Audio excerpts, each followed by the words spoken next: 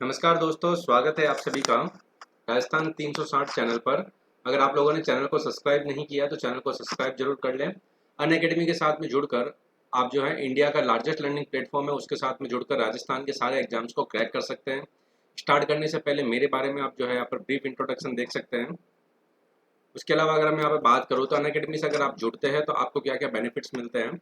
तो अनअकैडमी जो है इंडिया का एक लार्जेस्ट लर्निंग प्लेटफॉर्म है जहाँ पर आपको जो है डेली लाइव क्लासेज मिलती हैं और उन लाइव क्लासेज में आप अपने डाउट्स जो है एजुकेटर के साथ में क्लियर कर सकते हैं। साथ ही ये जो पोल्स में पार्टिसिपेट करके अपने आंसर्स को दे सकते हैं। सारे के सारे जो कोर्सेज आपको यहाँ पर अवेलेबल होते हैं वो स्ट्रक्चर्ड कोर्स है, मतलब कि कंप्लीट सिलेबस जो है आपको अनअकैडमी के द्वारा यहाँ पर प्रोवाइड करवाया जाता है। ठीक है, किसी भी कोर्स में अगर आप एडमिशन लेते हैं उस कोर्स का जो है कंप्लीट सिलेबस एग्जाम से पहले आपको यहाँ पर अनअकैडमी प्रोवाइड करवाता है। साथ ही टाइम टू टाइम जो है आप अपने आप को इवेल्यूएट कर सकते हैं और अपने आप को जांचने के लिए अनअकैडमी यहाँ पर आपको प्रोवाइड करवाता है लाइव टेस्ट एंड क्विजेस, ताकि जो है आप अपने आप को इवेल्यूएट कर सकें कि किस प्रकार से जो है आपकी प्रिपरेशन चल रही है। और अनलिमिटेड एक्सेस, मतलब कि जितने भी एजुकेटर्स हैं एक साथ में आपको जो है उन सभी के एक्सेस मिलते हैं, मतलब कि उनके वन टाइम सब्सक्रिप्शन के बाद में आप सभी के रिकॉर्डेड लेक्चर्स को देख सकते हैं और लाइव लेक्चर्स को आप उनके देख सकते हैं। 10% डिस्काउंट के लिए आप मेरा रेफरल कोड 10VV का यूज कर सकते हैं। इससे आपको अनअकैडमी के सारे कोर्सेज में जो है 10% डिस्काउंट अवेलेबल होगा। प्लस की अगर हम यहाँ पर बात करें तो प्लस सिलेबस में और फ्री में अगर हम बात करें तो प्लस में आपको कंप्लीट एक तो syllabus, unlimited practice test, unlimited PDF and notes और रेगुलर डाउट क्लियरिंग सेशंस जो है आपको इंडिया के टॉप एजुकेटर्स के द्वारा अवेलेबल होता है। तो इनको जरूर ज्वाइन कीजिए आप। अनअकैडमी के लर्निंग ऐप को इंस्टॉल कीजिए प्ले स्टोर में जाकर और उसके बाद में आप जो है रेफरल कोड 10VV का यूज करके फ्री प्लान को जो है आप यहाँ पर एक्सेस कर सकते हैं। तो फ्री प्लान को एक्सेस करके आप 10VV रेफरल कोड को यूज करें तो इससे सारा का सारा फ्री प्लान एक्सेस हो सकता है। और सब्सक्रिप्शन ले तो अभी आप 10% डिस्काउंट के लिए इस कोर्स को यूज कर सकते हैं, कोड को यूज कर सकते हैं। तो 1 ईयर का जो हमारा कोर्स है वो 7,000 रुपीज़ का है और 2 ईयर का जो कोर्स है हमारा 8,400 रुपीज़ का है। 1 साल का कोर्स हमारा 7,000 रुपये का और 2 साल का कोर्स 8,400 का। लेकिन अगर आप रेफरल कोड 10VV का यूज करते हैं तो आपको 10% जो है इंस्टेंट डिस्काउंट अवेलेबल होता है और यह कोर्स जो है आपको 6,300 रुपये में और 2 साल का जो हमारा कोर्स है वह आपको 7,560 रुपये में अवेलेबल होता है। एक साथ में अगर आप पे नहीं कर सकते तो आप जो है ईएमआई ऑप्शन अवेलेबल है, नो कॉस्ट ईएमआई, मतलब कि अतिरिक्त भुगतान नहीं करना है। 2 साल का कोर्स लेते हैं तो 7,560 रुपये ही आपको भुगतान करनी है, आपको उसके अलावा कुछ भी एक्स्ट्रा भुगतान नहीं करना है। और ये जो ईएमआई है आपकी नो कॉस्ट ईएमआई है, किसी भी प्रकार का अतिरिक्त भुगतान आपको नहीं करना। और उसके अलावा डेबिट कार्ड पर भी जो है अब अनअकैडमी आपको यहाँ पर प्रोवाइड करवा रहा है, मतलब कि डेबिट कार्ड मतलब एटीएम कार्ड पर किस्तें जो है आपको अनअकैडमी प्रोवाइड करवाता है, वो भी नो कॉस्ट ईएमआई। तो चलिए हम स्टार्ट करते हैं। तो पहला हमारा प्रश्न है, निम्नलिखित में से कौन सी गुली हुई चट्टानों के निक्षेपित हो जाने से बनता है। तो इनमें से कौन सी चीज है जो गुली हुई चट्टानों के निक्षेपित होने से बना है। लेपिज, डोलाइन, स्लेक्टामाइट और युवाल।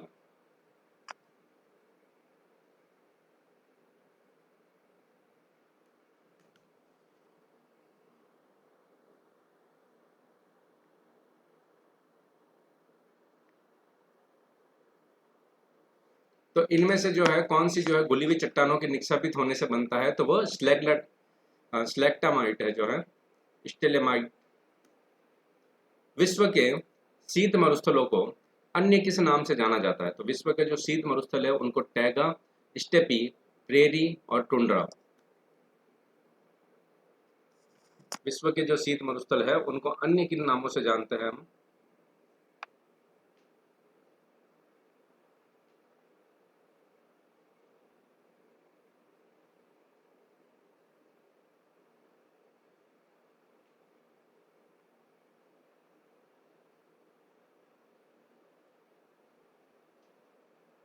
विश्व के शीत मरुस्थलों को अन्य किस नाम से जाना जाता है, तो उसकी अगर हम यहाँ पर बात करें तो वह टुंड्रा के नाम से हम उनको जानते हैं।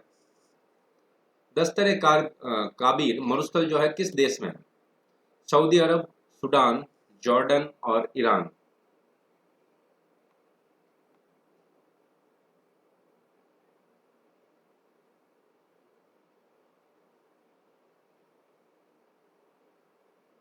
तो दस्त एक काबिल जो मरुस्थल है,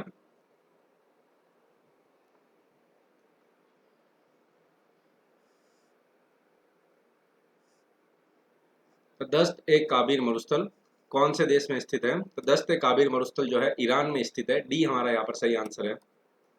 पोर्ट ब्लेयर स्थित है। पोर्ट ब्लेयर जो है अंडमान निकोबार द्वीप समूह की राजधानी, वह कहाँ पर स्थित है?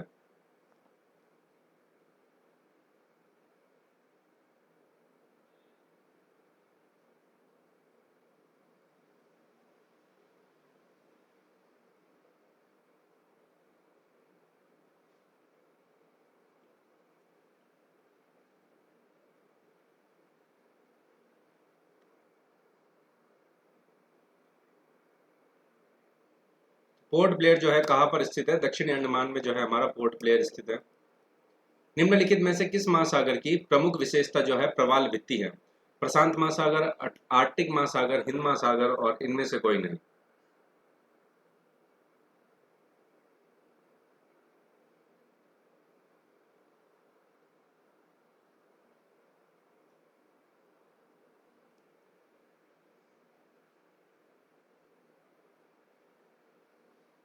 तो निम्नलिखित में से किस महासागर की प्रमुख विशेषता की अगर हम यहाँ पर बात करें तो वह प्रवाल भित्ति है, कोरल रीफ है।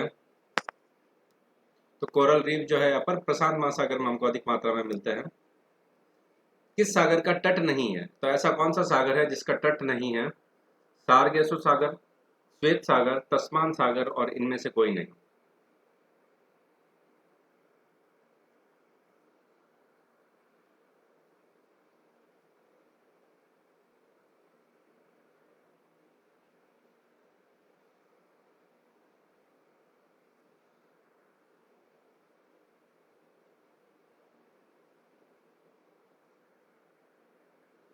तो यहाँ पर कौन सा सागर है जिसका तट नहीं है? तो सार्गेसु सागर जो है उसका तट नहीं है।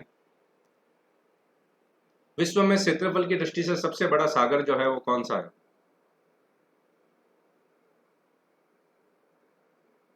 क्षेत्रफल की दृष्टि से सबसे बड़ा सागर,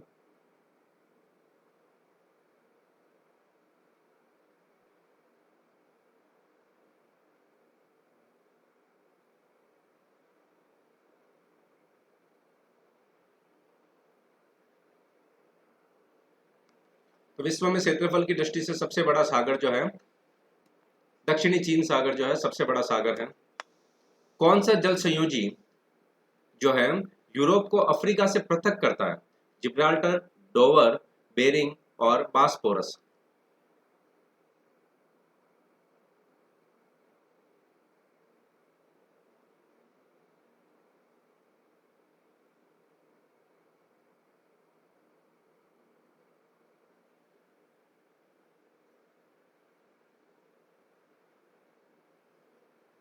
तो यहाँ पर कौन सी जल संधि जो है यूरोप को अफ्रीका से अलग करती है?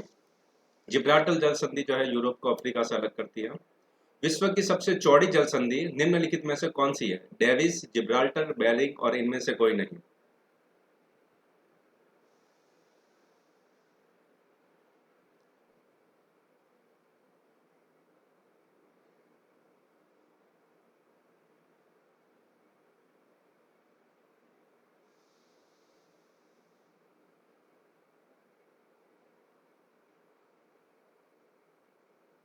तो इनमें से कौन सी जल संधि जो है सबसे चौड़ी जल संधि है? तो वह डेविस जल संधि जो है सबसे चौड़ी जल संधि है। विश्व की सबसे तेज बहने वाली महासागरीय धारा कौन सी है? तो इनमें से कौन सी धारा जो है सबसे तेज बहती है? क्यूराइल, लेब्राडोल, गल्फ स्ट्रीम और इनमें से कोई नहीं।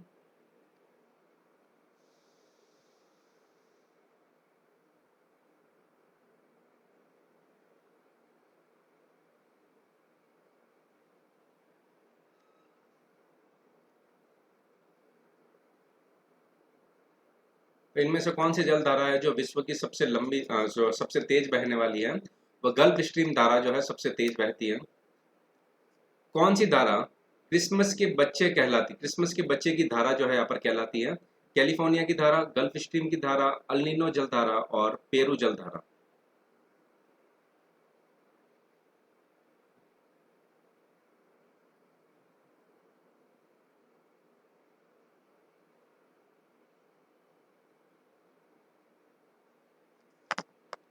तो यहाँ पर कौन सी जलधारा जो है क्रिसमस के बच्चे की जलधारा कहलाती है, तो वह अल नीनो की जलधारा आप लोगों को पता होगा।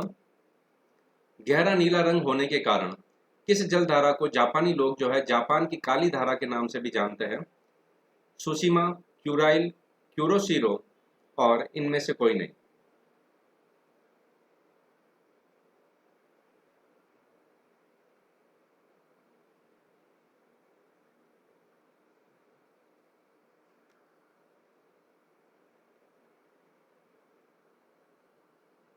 तो यहाँ पर गहरा नीला रंग होने के कारण जो है क्यूराइल की धारा को जापानी लोग जो है यहाँ पर जापान की काली धारा के नाम से जानते हैं। कौन सी शीत समुद्री धारा है? हम्बोल्ट, क्यूरोशिरो, ब्राजील और इनमें से कोई नहीं।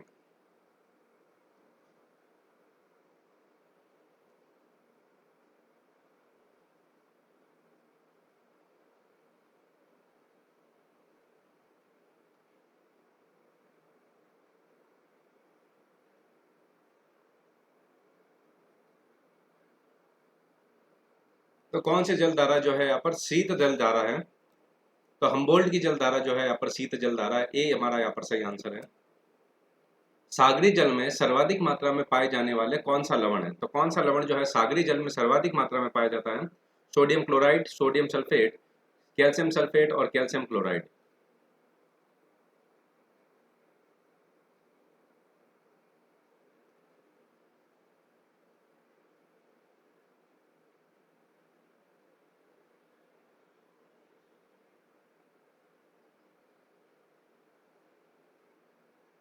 तो सागरी जल में सर्वाधिक मात्रा में जो पाया जाने वाला है वह है हमारा सोडियम क्लोराइड। ए हमारा सही आंसर है।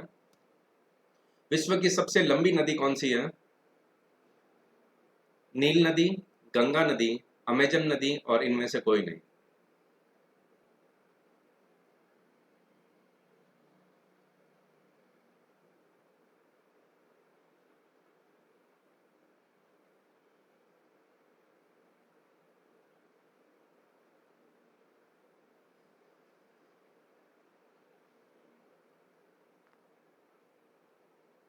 तो इनमें से जो है सबसे लंबी नदी कौन सी है? वह है नील नदी। विश्व की सबसे चौड़ी नदी जो है कौन सी है? डैन्यूब, अमेजन, मिसिसिपी और नील।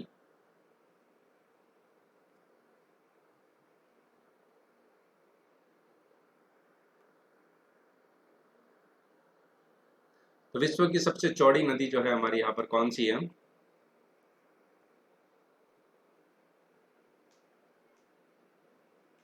तो विश्व की सबसे चौड़ी नदी की अगर हम यहाँ पर बात करें तो अमेजन नदी जो है विश्व की सबसे चौड़ी नदी है, जिसमें जो है जल संग्रहण की मात्रा जो है जो सबसे अधिक जो जल अपने साथ में लेकर चलती है।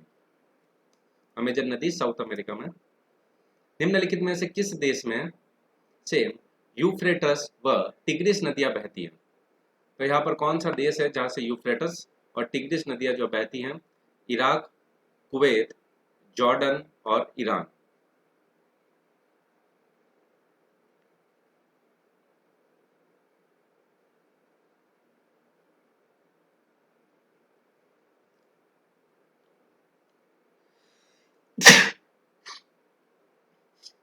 यूफ्रेटस और टिग्रिस नदी जो है यहाँ पर इराक में बहती है।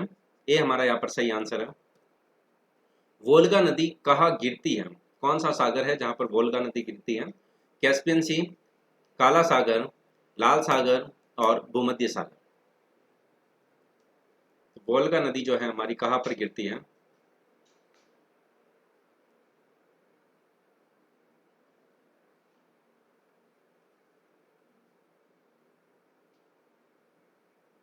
वोल्गा नदी की अगर हम बात करें तो वह कैस्पियन सागर में गिरती है। ए इज द राइट आंसर। विश्व का सबसे ऊंचा बांध कौन सा है? तो विश्व का सबसे ऊंचा बांध कौन सा है? इनगुरी, रोगवंश की, भाखड़ा। तो यहाँ पर विश्व के बारे में पूछा गया है, सबसे ऊंचा बांध जो है विश्व का कौन सा है?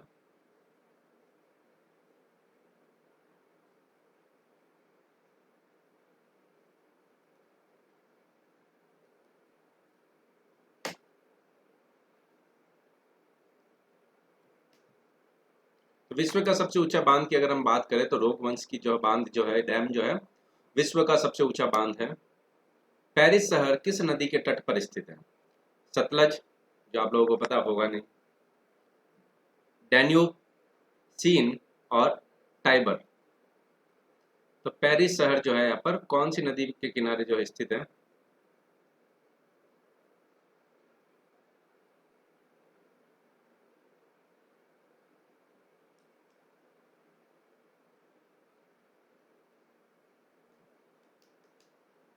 पेरिस शहर जो है हमारा यहाँ पर सीन नदी के किनारे पर स्थित है। सी हमारा सही आंसर है। वियना शहर किस नदी के किनारे बसा हुआ है? इस प्रकार के प्रश्न जो है आपको अधिकतर पूछे जाते हैं। डैन्यूब, टाइबर, सतलज और सीन। वियना शहर जो है यहाँ पर किस नदी के किनारे बसा हुआ है?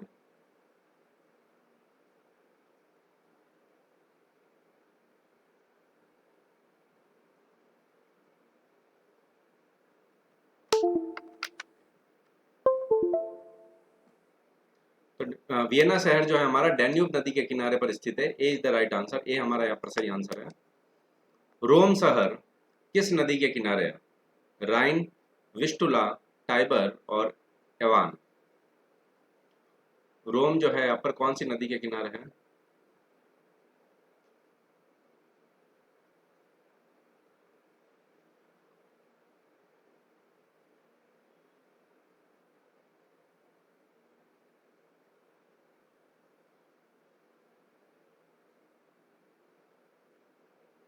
तो रोम शहर की अगर हम बात करें तो कौन सी नदी के किनारे स्थित है? तो टाइबर नदी के किनारे स्थित है रोम। हैम्बर्ग किस नदी के मुहाने पर स्थित है? हैम्बर्ग जो है अल्प, राइन, सीन और रोन। हैम्बर्ग जो है यहाँ पर किस नदी के मुहाने पर स्थित है?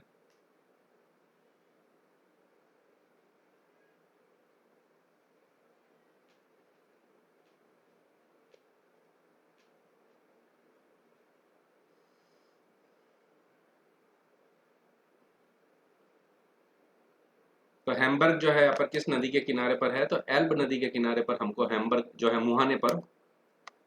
कौन सा शहर नील नदी के किनारे बसा हुआ है? नैरोबी, अदीस अबाबा, खार्तुम और किन्शासा। तो यहाँ पर कौन सा शहर जो है नील नदी के किनारे पर स्थित है?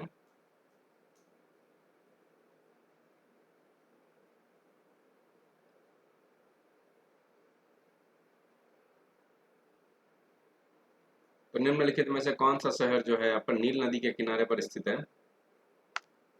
खार्तूम शहर जो है यहाँ पर नील नदी के किनारे पर स्थित है। आप लोगों को हमने अभी पढ़ा, विश्व की सबसे लंबी नदी जो है नील नदी। मानचित्र में वे रेखाएं जहां दाब जो है समान हो क्या कहलाती है? अक्षांश रेखाएं, समदाब रेखाएं, देशांतर रेखाएं और समस्थानिक रेखाएं। मानचित्र में वे रेखाएं जहां पर वायुमंडलीय दाब जो है समान हो उसको किस नाम से जानते हैं? तो आप सभी लोगों को पता है कि वे समदाब रेखाओं के नाम से हम उसको जानते हैं। बी जो है हमारे यहाँ पर सही आंसर होगा। निम्न में से कौन एक भू आवेष्टित देश है? कीनिया, तंजानिया, युगांडा और जैर। भू आवेष्टित देश जो है यहाँ पर पूछा गया है आप लोगों से।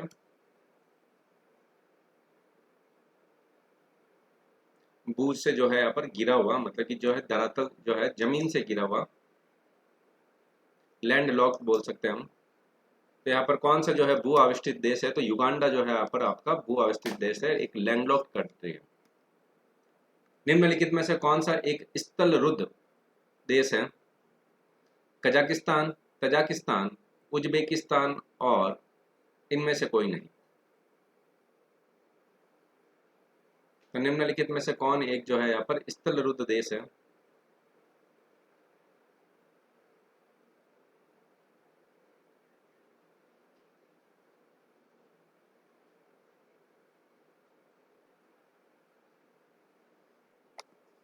तो यहाँ पर कौन सा एक स्थलरुद्ध देश है? तो वो है हमारा तजाकिस्तान जो है हमारा स्थलरुद्ध देश है। बी हमारा यहाँ पर सही आंसर है। दक्षिणी पूर्वी एशिया का स्थलरुद्ध देश कौन सा है? थाईलैंड, लाओस, कंबोडिया और मलेशिया। दक्षिणी पूर्वी एशिया का स्थलरुद्ध देश कौन सा है? थाईलैंड, लाओस, कंबोडिया और मलेशिया। तो दक्षिणी पूर्वी एशिया का साउथ ईस्ट एशिया का जो है थाईलैंड जो है यहाँ पर स्थल रुद्ध देश है। ए हमारा यहाँ पर सही आंसर है। निम्न में से कौन सा एक स्थल रुद्ध देश है? तो इनमें से भी कौन सा एक स्थल रुद्ध देश है? गैबोन, अंगोला, जिम्बाब्वे और तंजानिया।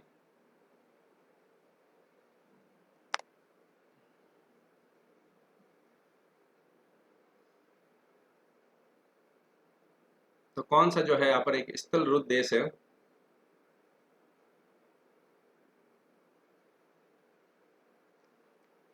तो स्थल रुद्ध देश जो हमारा यहाँ पर गैबन जो है स्थल रुद्ध देश है। कौन सा जो है एक स्थल रुद्ध देश नहीं है? तो यहाँ पर देखना आपको नेपाल, म्यांमार, अफगानिस्तान और स्विट्जरलैंड। तो निम्न में से कौन सा जो है एक स्थल रुद्ध देश नहीं है?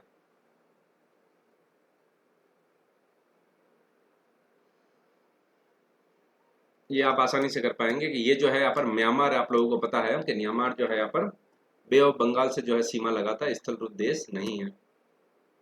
कौन सा एक स्थल रुद्ध देश है इनमें से? पेरू, उरुग्वे, बोलीविया और सूरीनाम। तो कौन सा इनमें से जो है चारों में से एक स्थल रुद्ध देश है?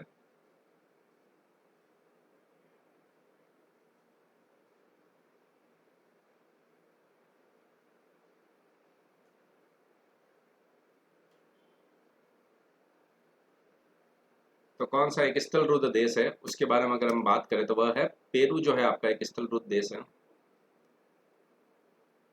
मस्सावा बंदरगाह किस देश में स्थित है? यमन, इरिट्रिया, ये इसका जो है पेरू नहीं होगा, ठीक है, बोलीविया हो जाएगा इसका। सी इसका सही आंसर हो जाएगा। मस्सावा बंदरगाह जो है किस देश में स्थित है? पेंटेप सही नहीं चल रहा इसलिए मैं जो इसको थोड़ा यूज नहीं कर रहा हूं।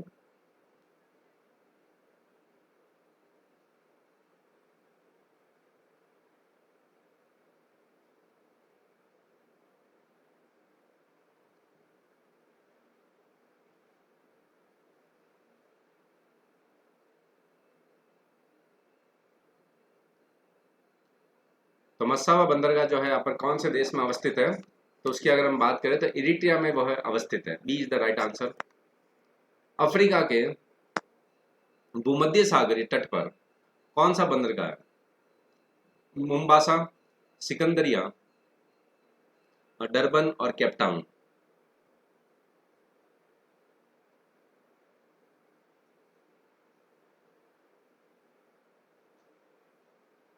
तो अफ्रीका की अगर हम यहाँ पर बात करें तो वहां पर हमको मिलता है सिकंदरिया बंदरगाह। D is the right answer. कौन सा बंदरगाह यूरोपोर्ट के नाम से जाना जाता है? तो इनमें से कौन सा ऐसा बंदरगाह है जिसको यूरोपोर्ट के नाम से हम जानते हैं? लंदन, हेम्बर्ग, रॉटरडैम और हेम्बर्ग।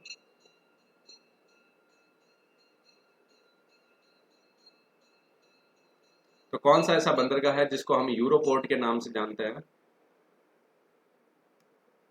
तो वह हमारा रॉटरडैम जो हमारा बंदरगाह है उसको हम यूरोडैम के नाम से जानते हैं। सी हमारा जो आंसर दे रहे हैं वो हमारा एकदम सही आंसर है। निम्नलिखित में से कौन शीतोष्ण कटिबंधीय घास भूमि है?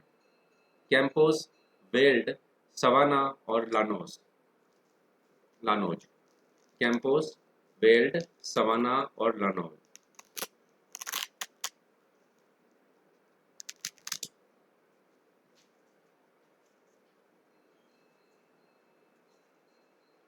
तो निम्नलिखित में से कौन सा एक जो है यहाँ पर शीतोष्ण कटिबंधीय जो है घास भूमि है? तो वेल्ड जो है यहाँ पर शीतोष्ण कटिबंधीय घास भूमि है जो साउथ अफ्रीका में मिलती है। कनाडा के मध्य अक्षांशीय घास के मैदान जो है क्या कहलाता है? पंपास, डाउन्स, स्टेपीज और प्रेरी। कनाडा के जो मध्य अक्षांशीय जो अगर हम बात करें घास के मैदान है उनको हम किस नाम से जानते हैं?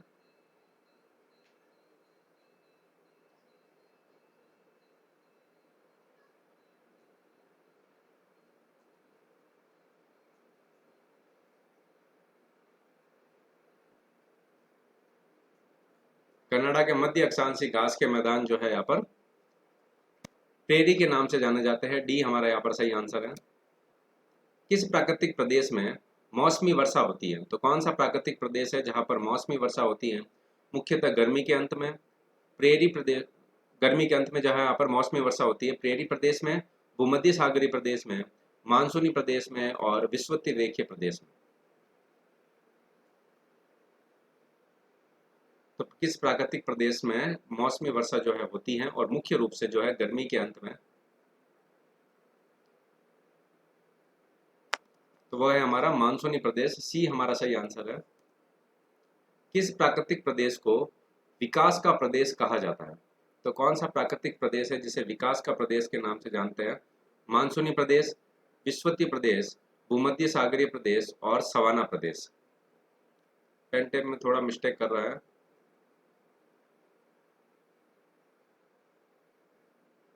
नेक्स्ट क्वेश्चन जो है हमारा, इसका आंसर जो है मानसूनी प्रदेश था हमारा। ठीक है, विकास का प्रदेश को मानसूनी प्रदेश। रोपण कृषि प्राकृतिक प्रदेश में किस प्राकृतिक प्रदेश में की जाती है? तो रोपण कृषि जो है यहाँ पर कौन से प्राकृतिक प्रदेश में की जाती है?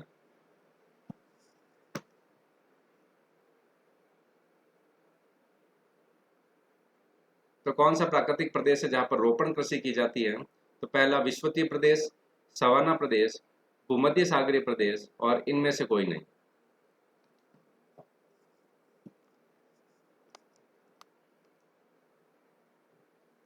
तो रोपण कृषि जो है विषुवतीय प्रदेश में की जाती है, ये हमारा यहाँ पर सही आंसर है। मानसूनी प्रदेश के अधिकांश निवासियों के जीवन का मुख्य आधार क्या है? उद्योग, कृषि, पशुपालन और खनिज उत्खनन। तो मानसूनी प्रदेश के जो निवासी होते हैं उनके जीवन का मुख्य आधार क्या है?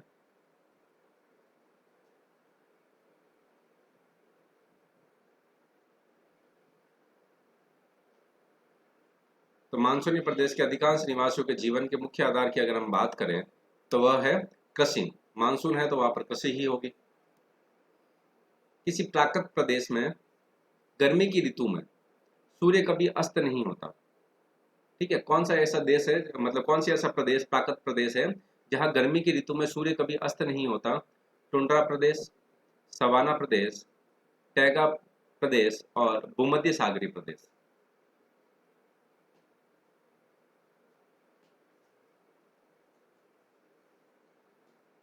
तो किस प्राकृतिक प्रदेश में जो है गर्मी की ऋतु में सूर्य कभी अस्त नहीं होता? तो वह टुंड्रा प्रदेश में जो है सूर्य कभी अस्त नहीं होता गर्मी की ऋतु में। किस प्राकृतिक प्रदेश को शीत मरुस्थल कहा जाता है? सवाना प्रदेश, भूमध्य सागरीय प्रदेश, टुंड्रा प्रदेश और टैगा प्रदेश।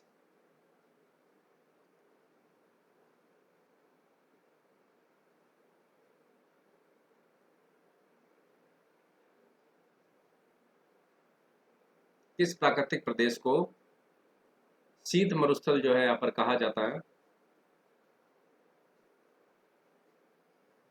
तो यहाँ पर अगर हम बात करें तो टुंड्रा प्रदेश को जो है शीत मरुस्थल के नाम से भी जानते हैं। कौन सा प्राकृतिक प्रदेश साल भर हिम आच्छादित रहता है? सालों भर हिम आच्छादित रहता है। सवाना प्रदेश, भूमध्य सागरीय प्रदेश, टुंड्रा प्रदेश और टैगा प्रदेश।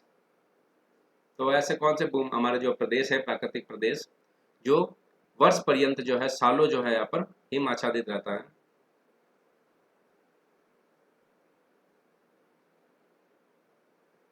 तो वर्ष पर्यंत जो हिम आच्छादित रहता है उसकी अगर हम बात करें तो वह भी टुंड्रा प्रदेश ही है। पेंगुइन किस प्राकृतिक प्रदेश में पाए जाते थे? पेंगुइन जो है यहाँ पर कहाँ पाया जाता है? पश्चिमी यूरोपीय प्रदेश में, भूमध्य सागरीय प्रदेश में, भूमध्य रेखीय प्रदेश में और टुंड्रा प्रदेश में। पेंगुइन जो है यहाँ पर किस प्रदेश में मिलते हैं हमको?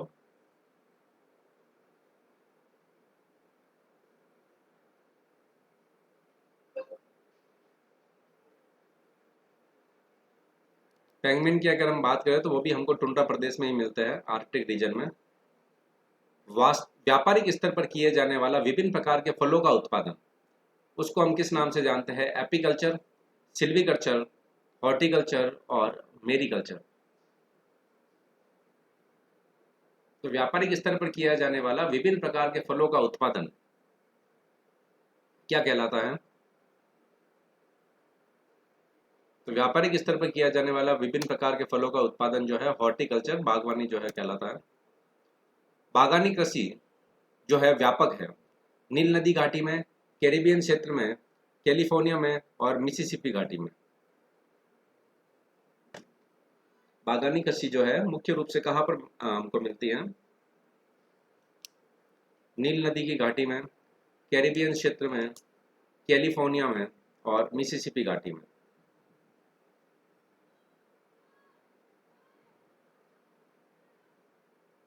तो बागानी कृषि जो हमको मुख्य रूप से मिलती है वो कहाँ मिलती है? कैलिफोर्निया में। कुजबास कोयला क्षेत्र निम्नलिखित में से किस राज्य में स्थित है? कुजबास कोयला क्षेत्र जो है हमारा रूस, कजाकिस्तान, पोलैंड और यूक्रेन। कुजबास कोयला क्षेत्र जो है यहाँ पर किस में स्थित है?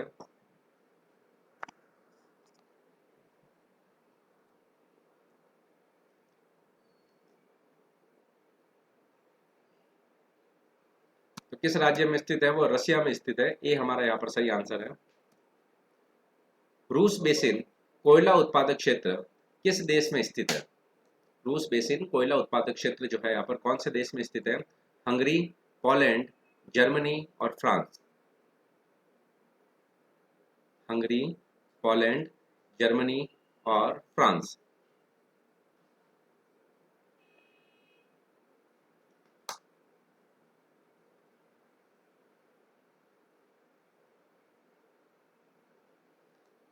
तो रूस बेसिन जो है यहाँ पर कोयला उत्पादक क्षेत्र कौन से देश में स्थित है? तो यहाँ पर कमेंट सेक्शन में आप जरूर आंसर दीजिएगा। ढाका जो है प्राचीन काल में किस लिए प्रसिद्ध था? जूट के लिए, मलमल के लिए, हीरे के लिए और चावल के लिए। तो ढाका जो है हमारा प्राचीन काल में मलमल के लिए प्रसिद्ध था। ब्यूनस आयर्स जो है किसके लिए प्रसिद्ध है? डेयरी व मांस पदार्थों के लिए, डेयरी पदार्थ व मांस पदार्थों के लिए, रेशम वस्त्र के लिए, ऊनी वस्त्रों के लिए और इनमें से कोई नहीं। तो ब्यूनस आयर्स जो है आप लोगों को पता होगा अर्जेंटीना की राजधानी है।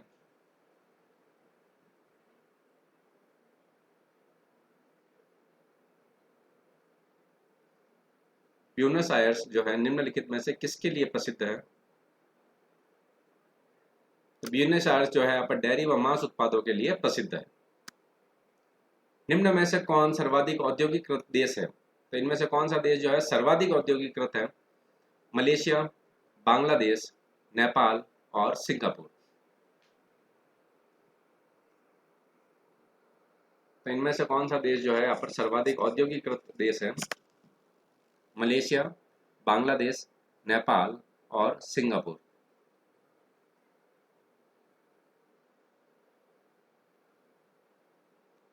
तो यहाँ पर हमारा सिंगापुर जो है सर्वाधिक औद्योगिकृत देश है।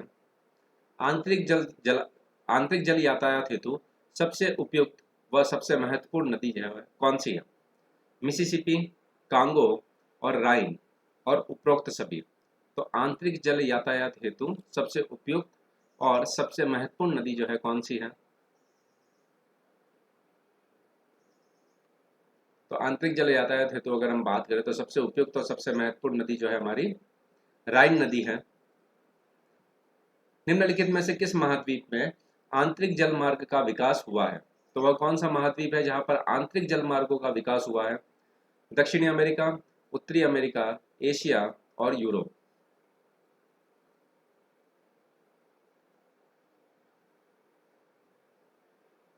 तो आंतरिक जल मार्गों का विकास जो है कहाँ पर होता है? यूरोप में है जो आंतरिक जल मार्गों का विकास अधिक है। सौरमंडल का सबसे गर्म ग्रह जो है यहाँ पर कौन सा है? बुध, पृथ्वी, शुक्र और मंगल। सौरमंडल का सबसे गर्म ग्रह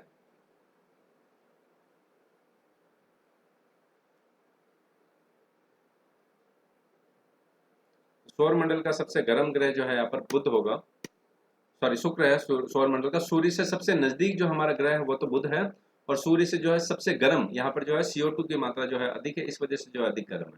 ठीक है, सूर्य से सेकंड पोजीशन पर है हमारा शुक्र। पृथ्वी से निकटतम दूरी पर स्थित ग्रह, तो वह कौन सा ग्रह है जो पृथ्वी से निकटतम दूरी पर स्थित ग्रह है? शुक्र, बुध, वनस्पति। तो इनमें से कौन सा ग्रह जो है पृथ्वी से निकटतम दूरी पर स्थित है, सबसे नजदीक है पृथ्वी के? तो पृथ्वी के सबसे नजदीक ग्रहों की अगर हम यहाँ पर बात करें तो शुक्र ग्रह जो है पृथ्वी के नजदीक है। अगर आप लोगों को जो किसी प्रकार का कोई डाउट हो तो आप मेरे से जो है जरूर जो है कमेंट सेक्शन में पूछेगा, मैं आपको जरूर रिप्लाई कर दूंगा। और जब भी अनअकैडमी का सब्सक्रिप्शन ले 10 वीवी रेफरल कोड का यूज जरूर करें, इससे आपको 10% इंस्टेंट डिस्काउंट अवेलेबल होगा। और फ्री क्लासेस को अनलॉक करने के लिए भी आप 10 वीवी रेफरल कोड का यूज जरूर कर सकते हैं। Thank you so much, thanks a lot, bye, take care.